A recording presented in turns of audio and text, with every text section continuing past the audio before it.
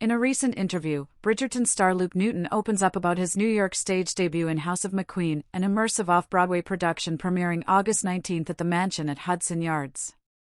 Newton plays iconic fashion designer Lee Alexander McQueen, exploring the private side of McQueen's life and creative journey. Directed by Sam Helfrich, the play features cinematic LED visuals to bring McQueen's world to life. Newton, who has long considered theater his safe space, shares how the role offers a stark contrast to his TV work, allowing him to embrace a fresh artistic challenge while honoring his musical theater roots. Interview: Bridgerton star Luke Newton on returning to the stage in House of McQueen and why theater is his safe space. The actor, who makes his New York stage debut this month, reflects on how it compares tackling a major Netflix series. Luke Newton has won the hearts of millions as Colin Bridgerton, but will face a wholly different challenge when he stars in Dara Cloud's House of McQueen off-Broadway at the Mansion at Hudson Yards beginning August 19th. Directed by Sam Helfrich, the production casts Newton as Lee Alexander McQueen himself, tracing the designer's journey from young upstart to the creator of one of the world's most influential fashion houses, ending ultimately with his passing in 2010. This immersive staging will surround audiences with cinematic floor-to-ceiling LED screens, bringing McQueen's theatrical world to life. Here, Newton discusses stepping into McQueen's shoes, what drew him to the role, and how it feels to trade the mansions of Bridgerton for the catwalks of couture. How's it going so far? It's going really well. We started tech yesterday. It was the first day in the theater, and we're in a brand new space. They're creating this theater from the ground up. I was saying to the team, it's hard enough to put a show on in a theater that's already established, and now we're figuring it all out together. At the same time, it only benefits us because it's kind of like a blank canvas, and we can create whatever we want within that space. That must be cool and also terrifying to know you're leading the charge in this new theater. It really is.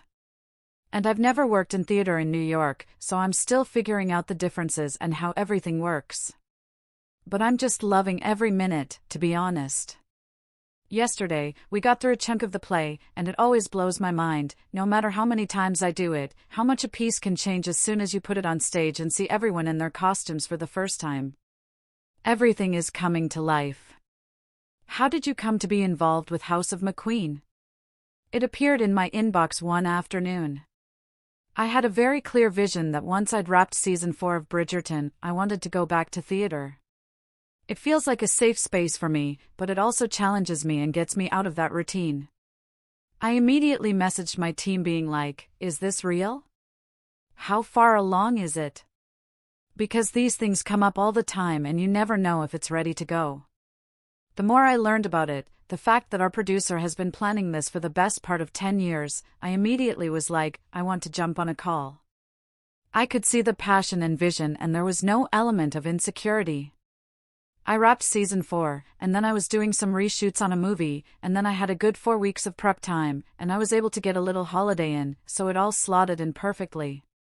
And to be honest, as a young actor training in musical theater in London, my dream was to be in New York working in theater. When this opportunity came up, it was a no-brainer. What is it like for you to have gone from musical theater kid to TV heartthrob now, and how does it relate to the play? It's interesting. I've been thinking about how it's so hard to put all the stages of Lee McQueen's life into a piece of theater, because it's like he lived 9 lives.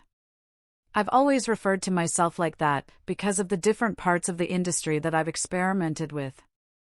TV came from doing an amateur theater production in Brighton.